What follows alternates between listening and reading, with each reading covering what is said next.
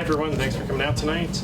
We're very excited to have with us two local luminaries from Bard College, James Romm and Leon Botstein. James and Leon will be in conversation regarding James's new book, just out today from Norton, Plato and the Tyrant.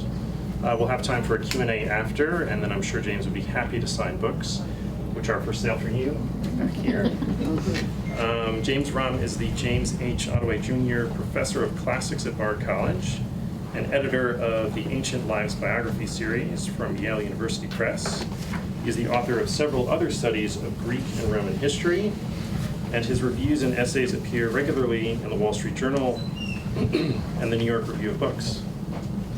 Leon Botstein is president of Bard College, Leon Levy Professor in the Arts and Humanities.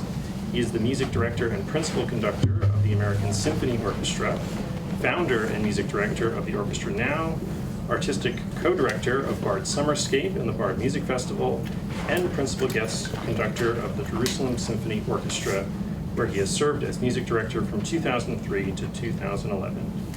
Please join me in welcoming them.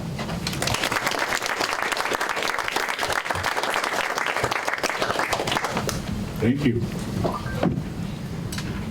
So we thank you for coming, and there will be questions at the end of this. So I'll ask the first question. So what motivated you to write this book? Okay, great softball question. Hardball question. Well, before I answer that, I want to thank you in particular and Oblong Books for hosting this event. This is, I'm sure, an incredibly busy and stressful time for any college president, and you've always... Well, this is very helpful. It's about a tyrant.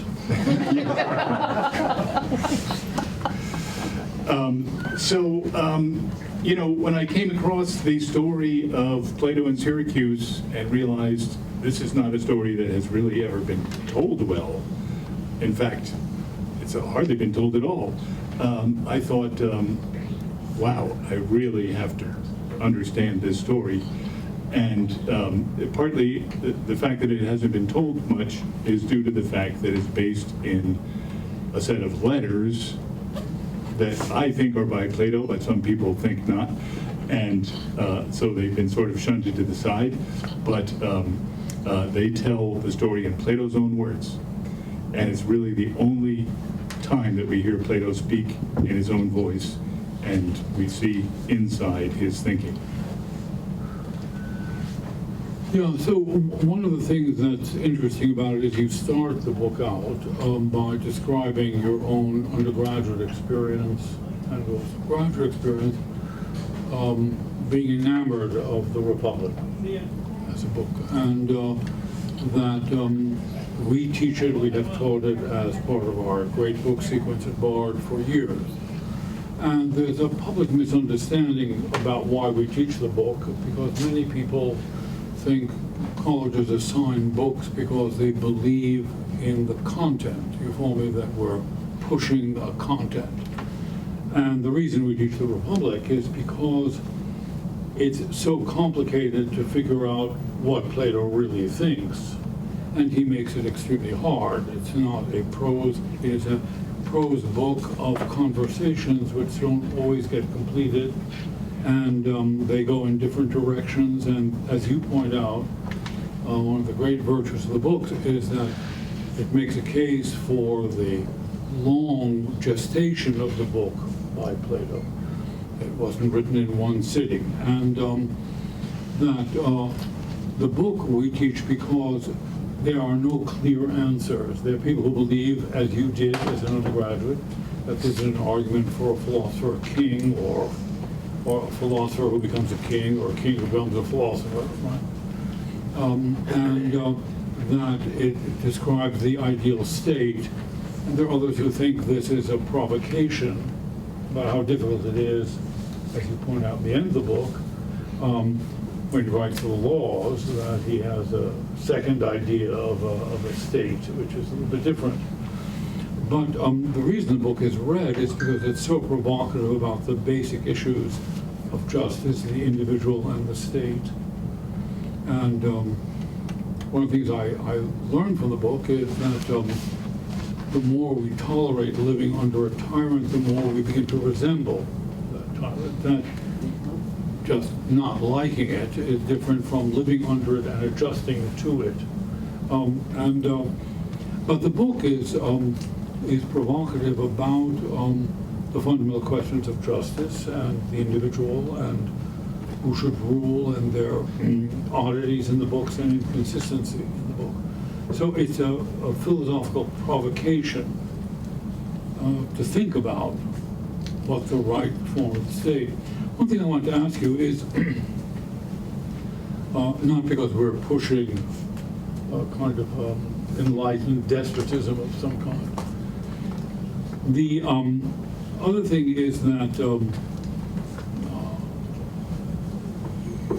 you tell the story of that I have to get the pronunciation right. We're not talking about Dionysus, we're talking about, how do you pronounce? Dionysius. Dionysius. Yeah. The elder and the younger, primarily the younger. Yeah. And that Plato started to develop the teaching of a ruler by geometry and by theoretical subjects, and delaying action until the person, the ruler, was. One of the things interesting, you mentioned it, is that it's fascinating to read because, first of all, it's beautifully written.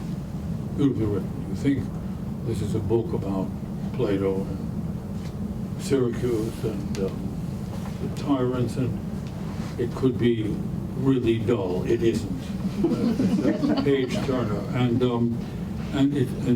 Jamie writes beautifully, and the books that are there and the others all have this wonderful quality of readability without condescension, so the reader never feels, you never feel, well, I've never heard of these people, I don't know what's going on, and he makes it very easy to follow the argument. One thing that's interesting is that you're immensely imaginative about relying on unreliable sources, and very few of them, and to make the case. You know what I mean? That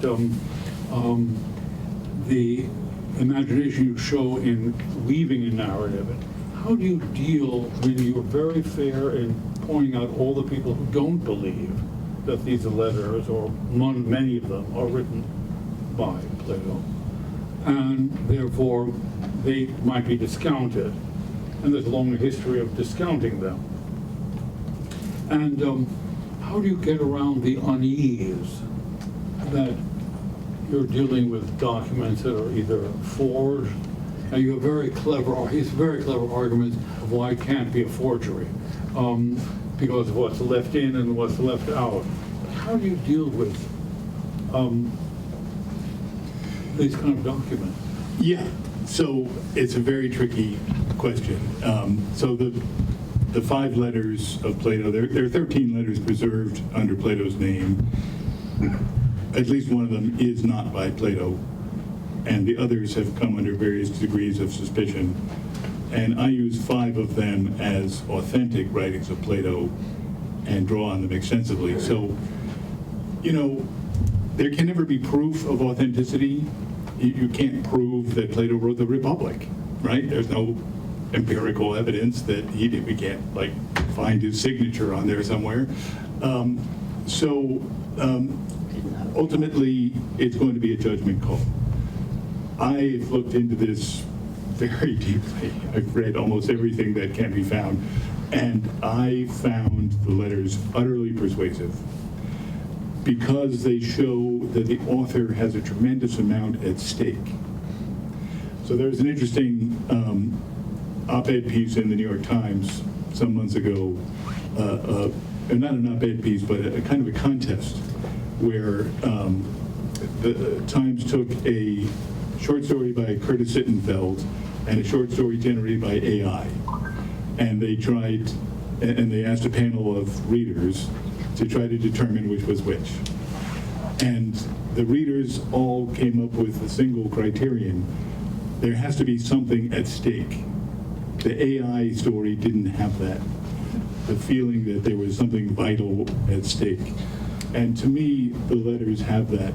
It's an indefinable quality. I mean, it's a very subjective quality, but to me it's unmistakable.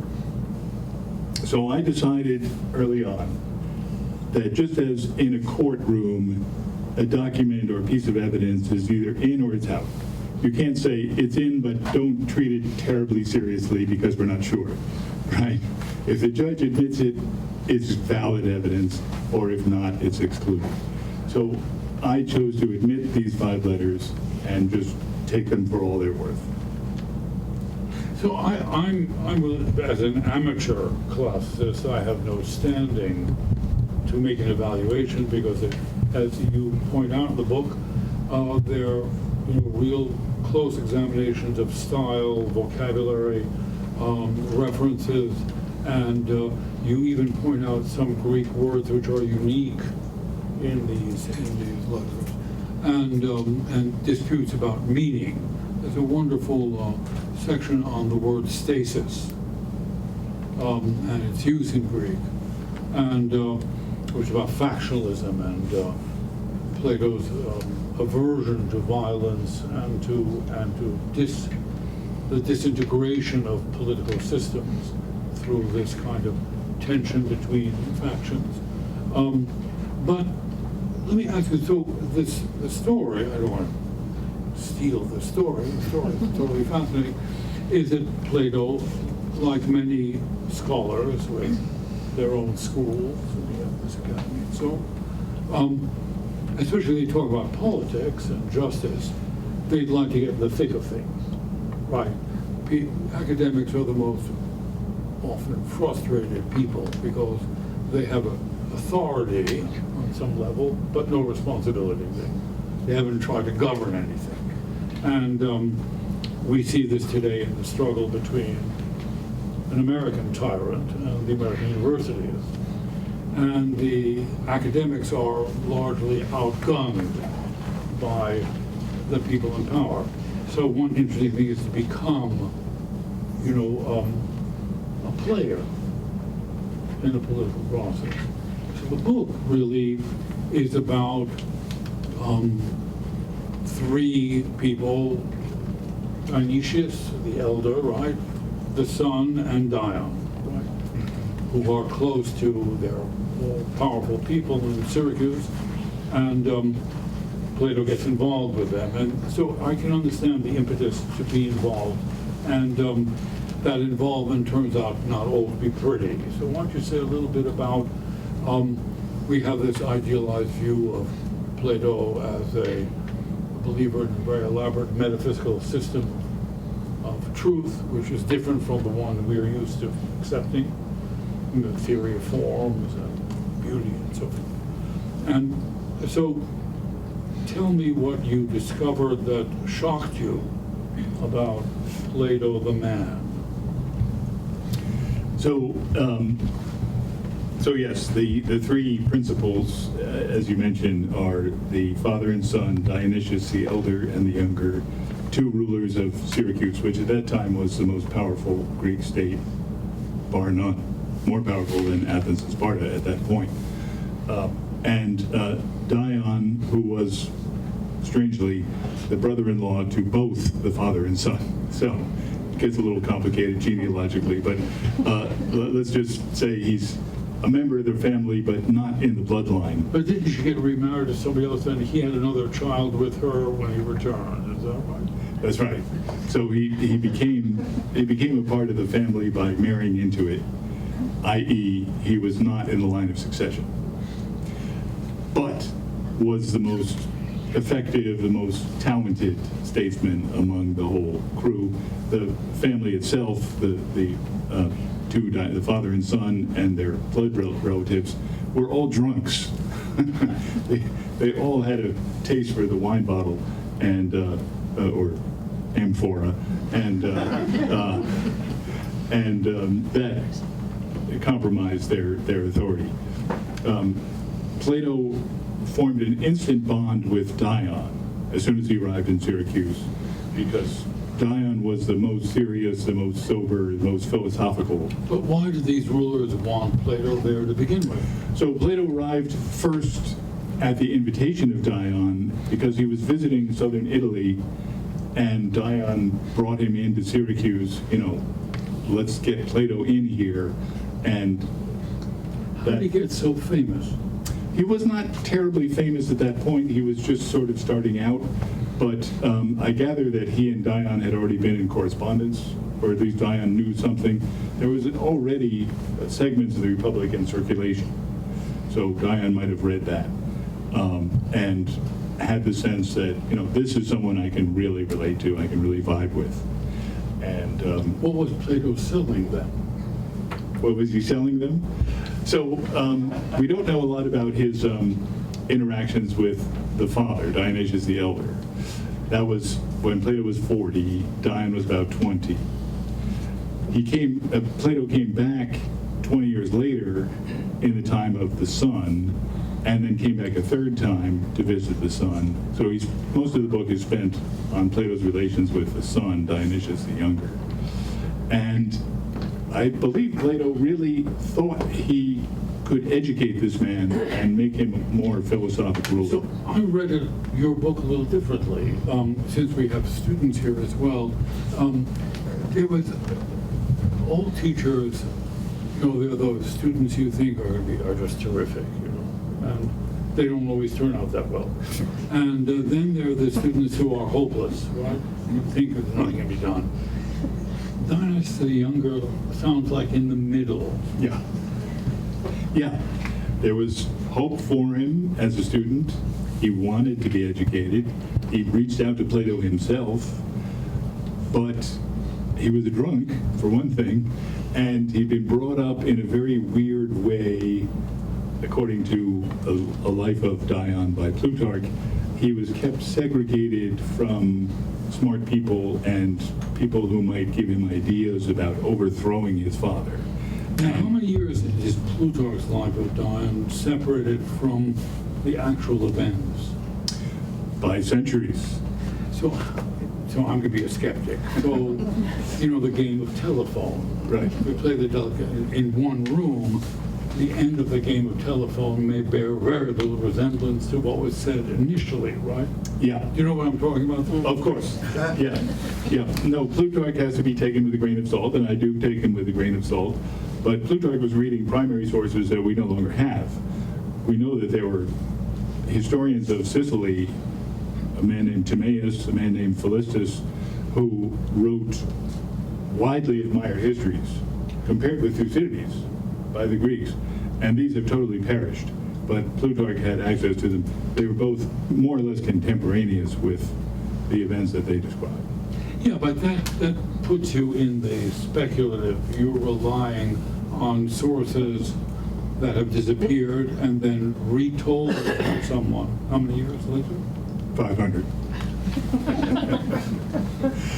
That's pressing your luck. I mean, I do press my luck. I love to tell a good story. Plutarch is a master of stories, and I freely admit not all these stories are true, but we can't tell which ones are true and which aren't. So I'm just going to tell them all, and probably there are good kernels of truth to many of them. Things that happen today in autocratic regimes, in Gaddafi's Libya, for example, or in Saddam Hussein's Iraq, they defy belief, right? If you'd read those stories in a writer hundreds of years later, you'd say this can't be true.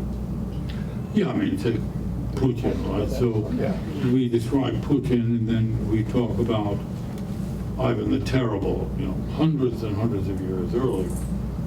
Stalin, like even more. And but the documentation is richer. No doubt. It's less interrupted, if you know what I mean. No doubt. Well, this is a problem of all ancient history. It's one of the attractions, too. It's one of the attractions, exactly right. Nobody can come up with a smoking gun to say you're wrong. Exactly so.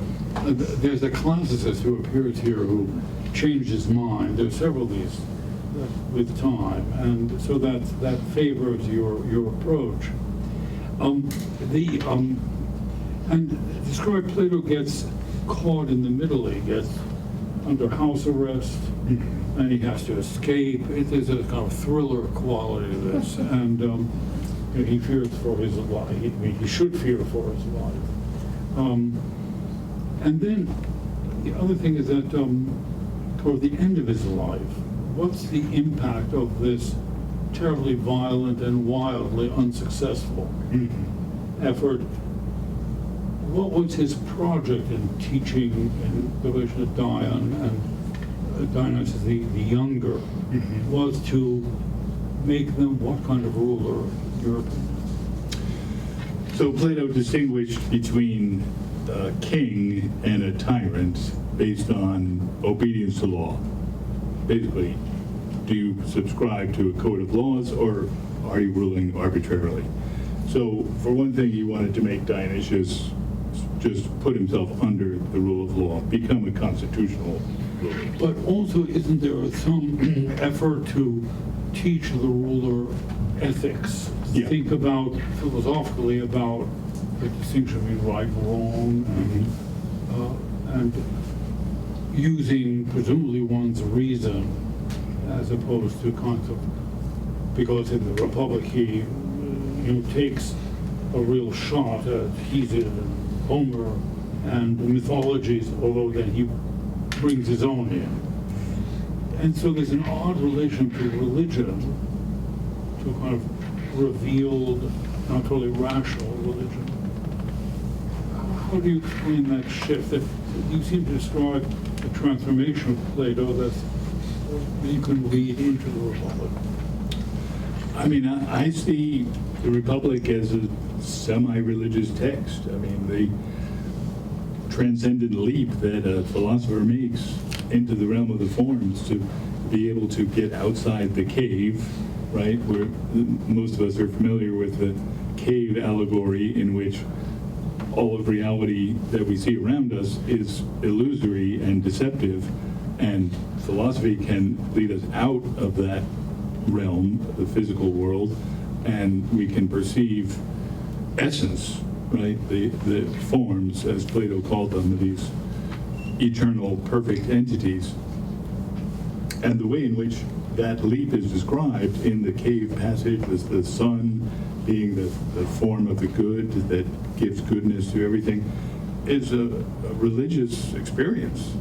But toward the end of the book, you you point out that there he discovers the limits of language.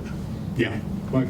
So often we talk about those forms where the empirical reality at the bottom, the divided line, so to speak, have some relationship with an idealized version of something that we can describe as.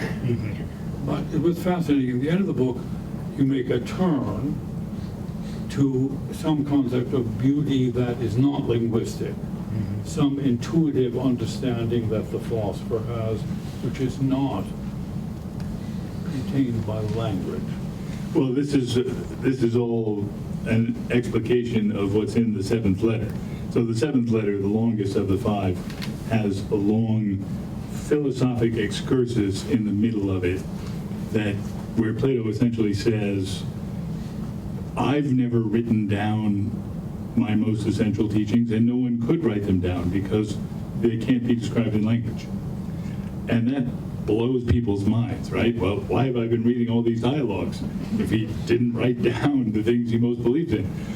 So I read that passage as part of his what was at that time a very tense relationship with Dionysius the Younger. He tried to teach Dionysius, he'd gotten him interested in philosophy, and Dionysius had gone off and published his own philosophic treatise. And Plato was horrified that his teachings were being represented poorly or perhaps plagiarized by this drunken nobody, right? I mean, for a high-minded philosopher, this was horrifying. And so he's essentially saying, you didn't do anything. You can't put these things into words. You in particular, but nobody can. And anyone who tries is just debasing the ideas, it's bringing them into.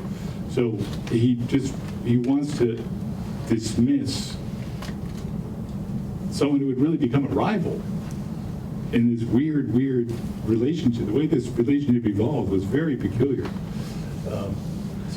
But you know, there are moments where you make a reference to the idea of a noble lie, right? And for those of you who remember the Watergate years, I see enough antiquity in the room.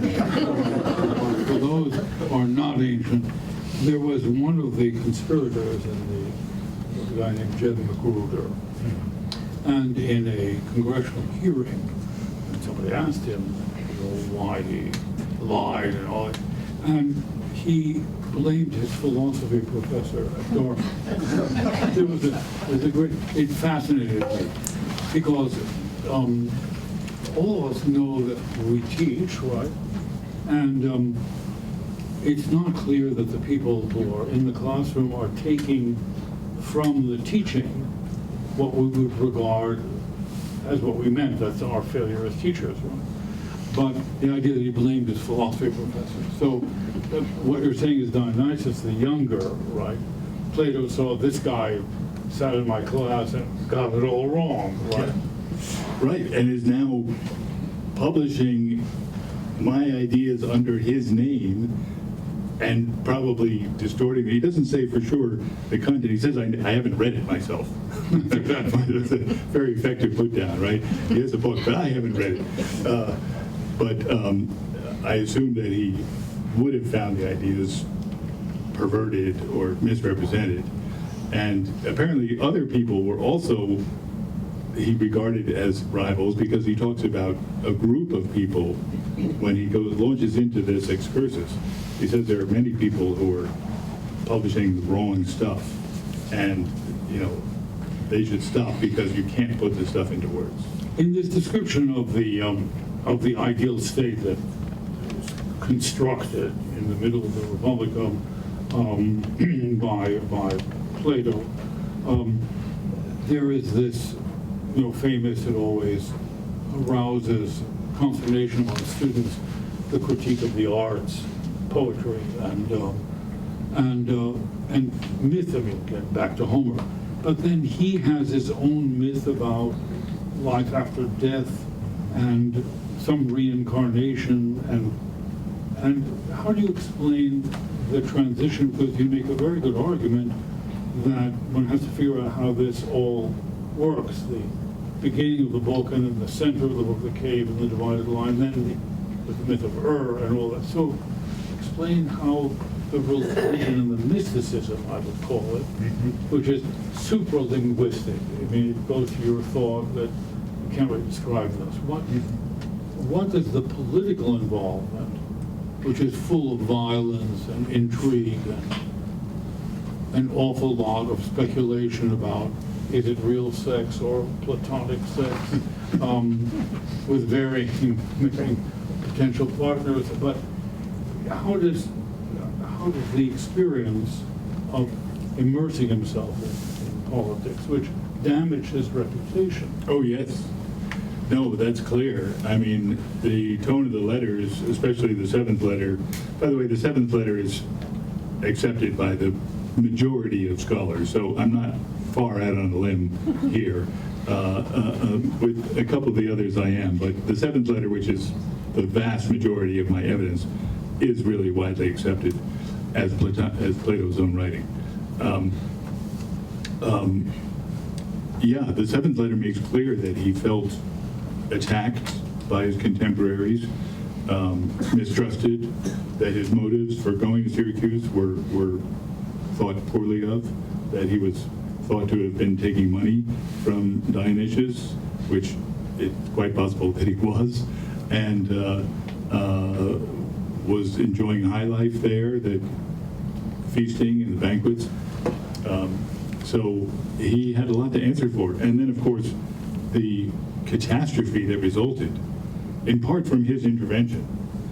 And his pupils. And his pupil. And the fact that he and Dion were so closely bonded created a rift in the royal family, because the ruler thought that this was some kind of conspiracy. And that led to a breakdown in relations and essentially a civil war. And some people thought that Plato himself wanted to become the monarch, so to speak. Yeah, and I don't really go there, but I do suggest that in his support of Dion, and Dion eventually becomes ruler of Syracuse, throws out his brother-in-law and takes power himself with Plato's support. And I leave open the question, but I at least open the question of how much Plato was engineering that whole coup from the beginning. But one of the things that interested me, of course, is someone has to raise money. That and people who supported his academy in Athens became a notorious player in this power struggle. I want to explain that. Yes, A new entry into well, the academy needed funding. It could not function on Plato's own personal income, and it didn't charge fees. So who was going to support it? It's clear that Dion gave money, and it's quite possible that Dionysius also gave money, and that Plato may have sought money from Dionysius. So I have a long discussion of a letter which is not widely accepted, but I'm convinced is the real McCoy, in which Plato essentially is asking Dionysius for money. And I believe the reason it's been thrown out by so many people is for that very reason, because it makes Plato look bad. It's not the Plato that they want to see. And it has been exiled since the Renaissance, omitted from collections of Plato. And the first person to do that, Leonardo Bruni in the 14th century, wrote, I didn't include this letter because it doesn't conform to the majesty of Plato. So that was the start of this process of de-attributing the letters. And the great German Protestant theologian Friedrich Schleiermacher had some kind of role in this controversy as well. Did he not? Yeah, I'm not familiar with that. It's in your book. Schleiermacher? Oh, yes, it was Schleiermacher. Okay, now I know what you're talking about. Okay. Yes. Well, Schleiermacher, he's the one who thought that that Glaucon's lover was Critias. Is that what you're referring to? That's right. Yeah. So there was an immense amount of bloodshed. You're a terrific storyteller because the book, so all these bad dictators come to a bad end, and a violent end. Not all. There's one who gets There's one who redeemed. doesn't, right, and that's, you quite tell that, that's a great story. So the final chapter is about not the redemption exactly, but the remarkable rebound of Dionysius the Younger, who had practiced all kinds of horrible injustices and Debauchery. debauchery and committed horrible crimes, and yet somehow he's given safe passage to Corinth and ends up living out his life as a music teacher. The final chapter is entitled The Music Teacher, and it tells the story of the last phase of Dionysius' life. And there's Diogenes appears in your book, and is he the guy with the lantern? Yes. So Yes. So Diogenes the cynic, the carrier of the lantern who was looking for a just man, and famously lived in a tub because he wanted to divest himself of all material comforts and possessions. Told Alexander the Great that the only thing he asked for was to stand out of the sun because he was blocking the light. So he was a contemporary of Plato's, but not a fan. not a fan. They were in fact at opposite ends of a spectrum. Plato called him a Socrates gone mad, and Diogenes had some really harsh things to say about Plato, and is one of the voices that we hear in the sources that the spokesman for this mistrustful view that Plato was really only catching money or trying to live the high life of Syracuse. He had ignoble motives. He sees only the darkest motives in the Syracuse project. So, turning back to the Republic, which I think you continue to enjoy teaching it, because, as I do, because I don't see it as a historical book, and I don't see it as actually arguing for one point of view. There are many ways to read it, and not necessarily in favor of this sort of oligarchical philosopher, king, or even in the laws, as kind of hierarchical. So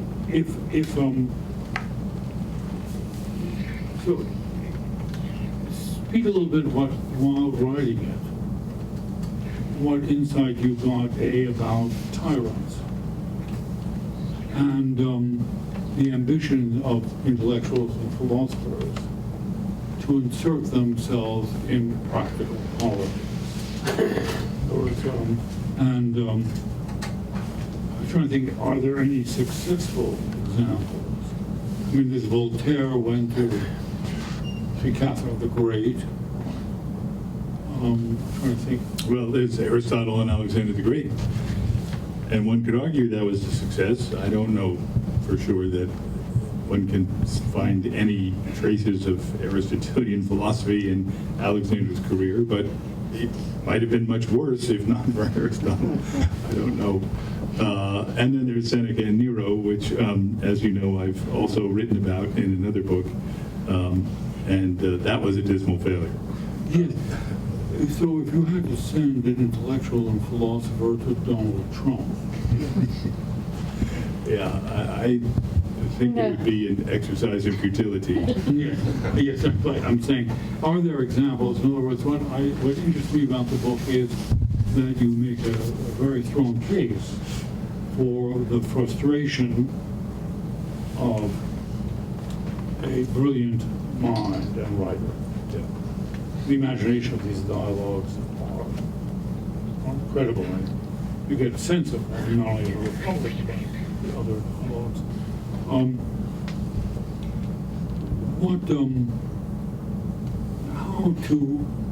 How to connect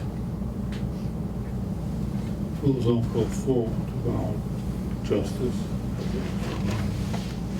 to improving the political organization.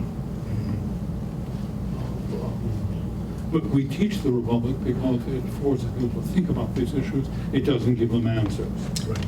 We're not teaching it because it's to attract the push. It's not friendly to democracy, which is part of the very provocative and persuasive aspect. But it's not that people need to think about the critique of what they intuitively believe in. And I think I'd like to mention the fact, because the audience will appreciate knowing this, that in this current year, your 50th year as president of BARD, you commemorated it by directing the first year seminar program and making the Republic the center of it, and teaching it yourself, as you always do. And that is really a marvelous testament. No, but again, because the reason is that I don't think it is compare it, for example, to the German philosopher Carl Schmitt, who is the most articulate 20th century critic of democracy. We don't teach Carl Schmitt really because he's making a prose argument which is unambiguous about what the failings of democracy are and the superiority of autocracy.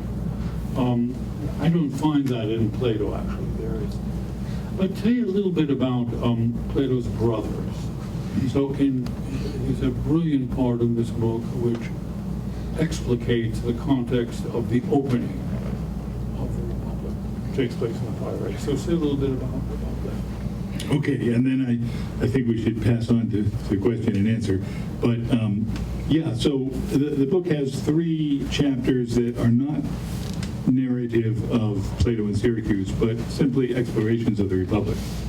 And they're designed for people who've never read it and have, no idea what's going on. It's an introduction, but it's raises, questions that interest me.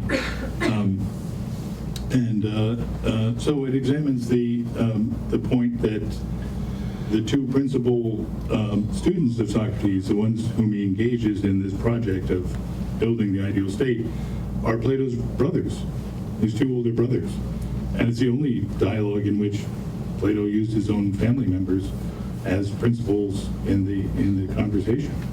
And I think that's a sign of how deeply personal this work was to him. As you pointed out, it was written over his entire lifetime, his adult life, so it might have spanned 40 years. And he put into it all the principal ideas that were most central to him.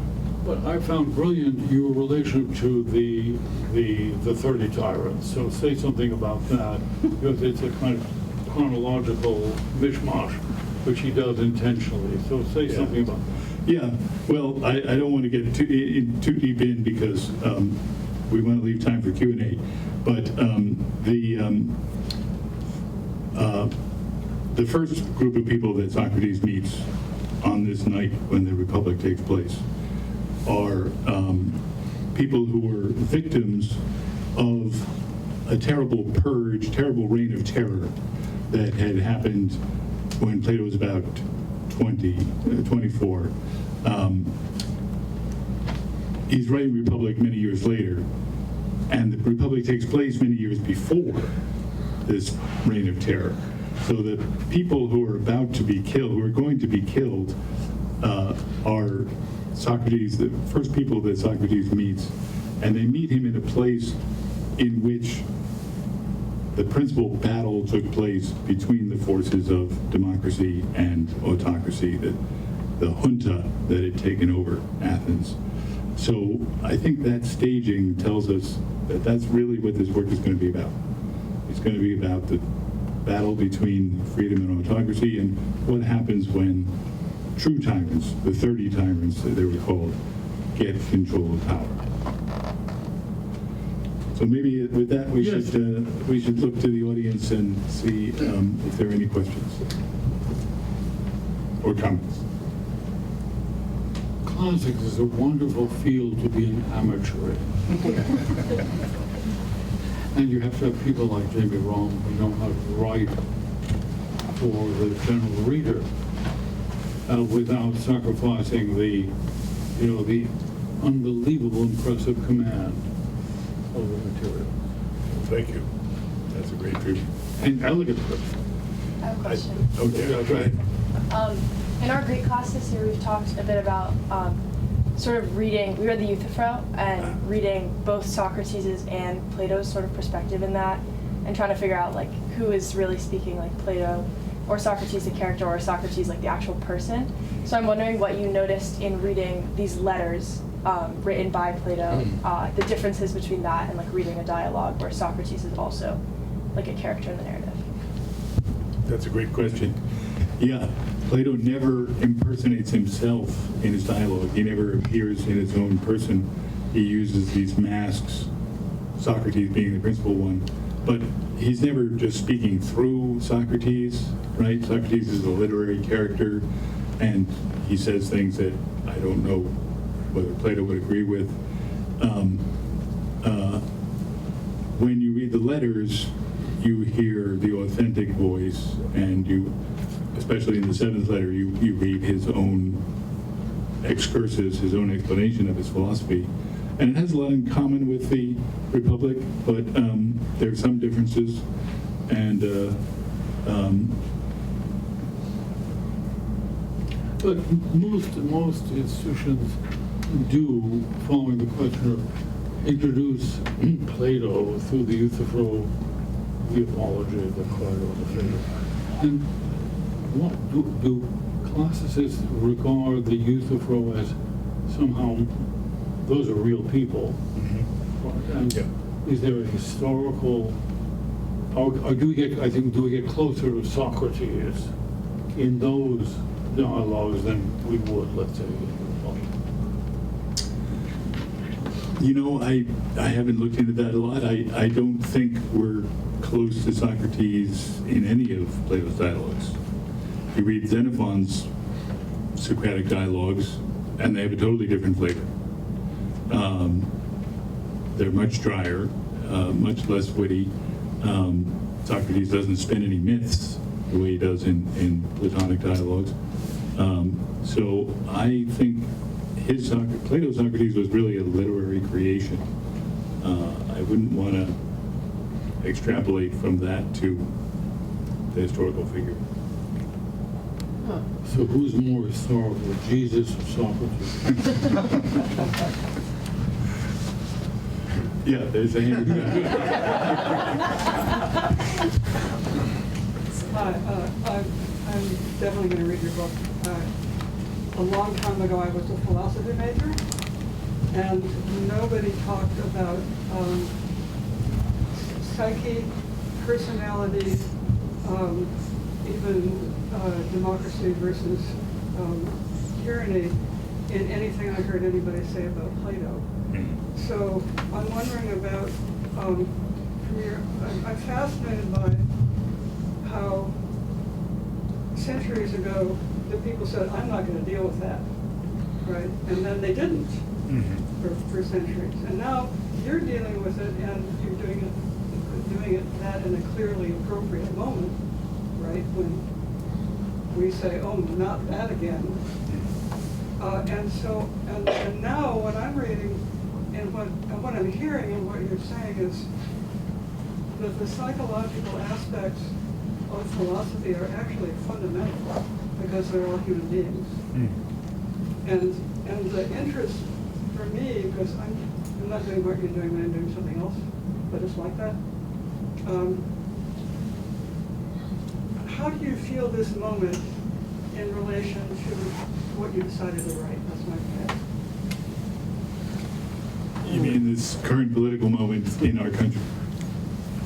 Is that what you mean? Not only the politics is created by human beings.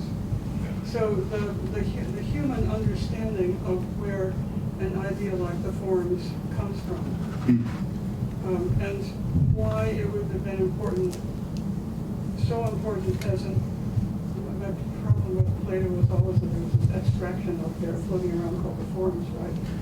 So why would people willingly believe in that for hundreds and thousands of years? And what do you feel, can you talk about what the psyche, the humanity, the dilemmas of being Plato meant to you as you're writing this book? I'll try that out. Okay. Yeah. So I think we have an idea in our head, which I'll use the phrase my wife gave me, the Platonic Plato. We have this idealized figure in our minds because that's how Plato describes philosophy in the Republic and other works. It's stepping outside the physical world. It's a pure, mental activity, and it takes us into a purely abstract mental realm. So it's jarring to think of that person buying food in the marketplace, right? Or asking a tyrant, can I have a little cash because my niece is getting married and needs a dowry? There's a weird dissonance there. But to me, it opens up Plato much more widely and makes him much more interesting to see him in human terms. I think your question is a very good one because maybe it's right. The book does something which is we do commonly, which is we try to explain a work of art or a work of literature through the prism of biography. Look at the author and the author's life, and we transpose the insights of that person into our reading of the book. And there's a school of thought that thinks that it's not right. So in my field, in music, right? So we know a lot about Beethoven and Mozart, and not all of it is pretty, but in the end of the day, it's not why we're interested in their music. Their music exits from their biographical context. The Republic is a good example of that. it has a huge influence. Every philosopher since who writes about politics, Rousseau, anybody you pick, it has a life of its own which is detached from the biographical circumstances which people then didn't want to sully Plato with. What Jamie has done is reintroduce the historical context and psychological context and the personality of the writer. To my mind, I'm ambivalent about whether that changes my understanding of what the text is doing and its arguments. For example, because in the ideal state, the philosopher rulers, whatever they're called, are themselves detached from normal human activity. They become themselves, you describe it better than I can. Well, yeah, they exist in this world of cognition, of transcendent perception. Can I just ask one more follow-up to that? Sure. It's true that we don't look to psychological analysis of Beethoven very often because it's not important in his music. But if you are proposing a philosophical system that guides a state and guides it into either anarchy or totalitarianism or democracy or something else, it seems to me that philosophy can't defend itself if it's in too small a place, right? And Yeah. so I think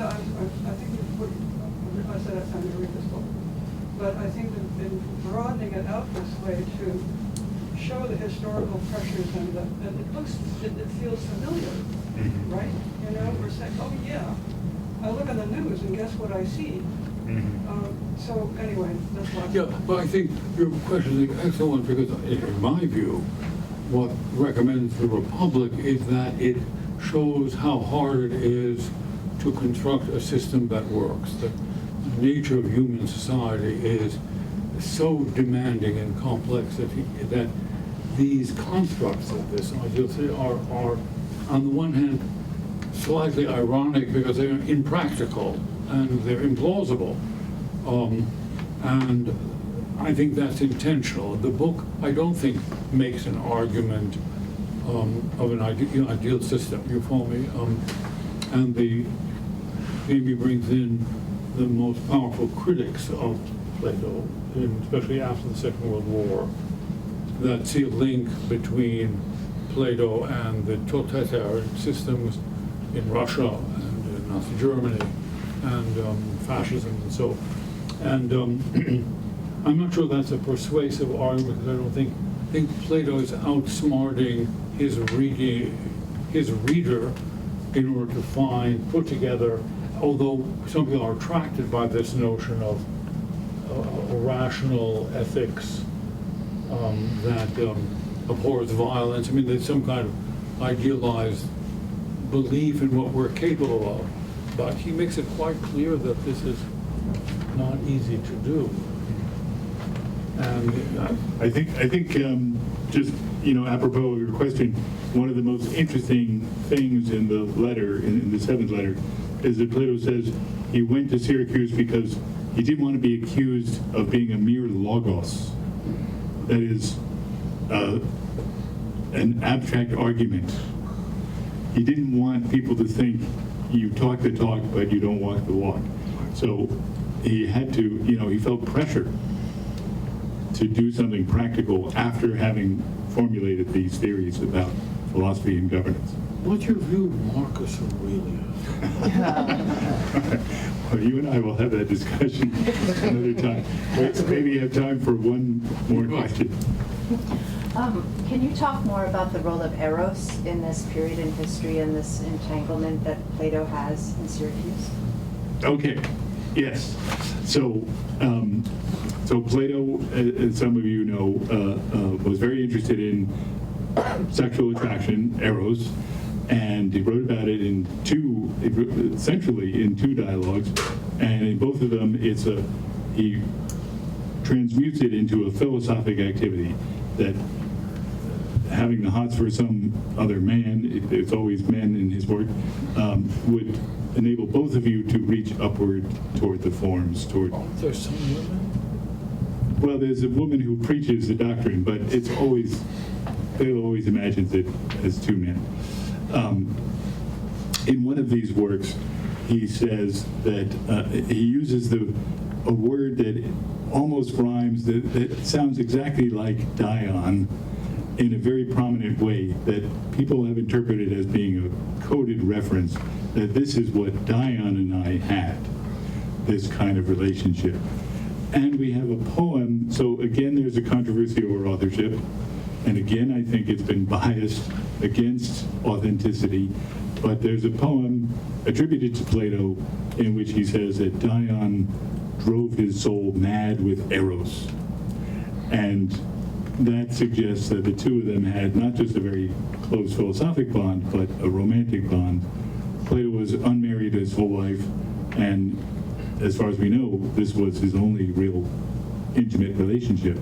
And But you leave open the possibility that it was not consummated. It was. Well, because Plato speaks of Eros as something that doesn't have to lead to sex.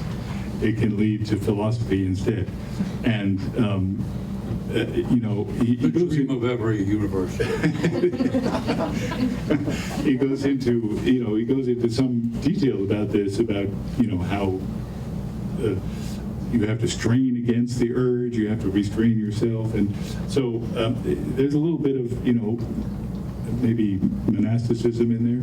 But in any case, he uses this word that really sounds very much like Dion in this passage about philosophy and, the right kind of philosophy and a relationship between older and younger men. So it sounds very much like that's what he was doing. What I liked about the use of your discussion of Eros is that it's something that we hope is real. And Freud has a theory about this as well.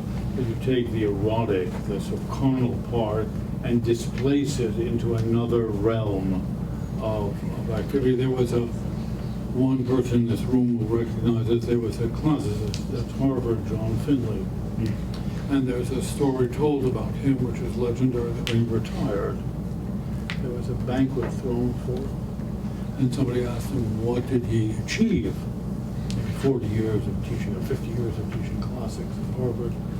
And he replied that he successfully reduced the Harvard undergraduates' obsession with sex from occupying 98% of their time to occupying only 97% of their time. And that he thought was a great accomplishment. So the difficulty of doing this is extraordinary. One more question. Yes. I wonder, veering away from philosophy, if you had to describe your book as an adventure story, because there's a lot of that there, Yeah. and I just wonder what of that might interest people who aren't philosophically inclined. Yeah. So, we shouldn't put too much of the accent on the philosophy, although that's a big part. But there's a lot of action and bloodshed and all the things we love about narrative history. A lot of people get killed, and there's In interesting ways. in interesting ways. Syracuse descends into a civil war and chaos, really, and is nearly totally destroyed. There's a marvelous note in Plutarch that after 10 or so years of the Civil War, that grooms who were leading their horses would graze their horses in the market square because there was no economic activity anymore. The grass had all grown up in the market, and it seemed as if it was done for. And then there's a remarkable restoration at the end, but I won't give that away. But in your question, I would say that one of Jamie's great gifts, genius, is that when he does discuss, the Republic or a dialogue or a philosophical, it's never laden with jargon, never becomes unreadable. You don't start to fall asleep. or it doesn't give you the sense that you can't understand it, it's above your head. And so the clarity and the ease of getting through the non-action parts, so to speak, is very deftly done. Well, maybe we should leave it there.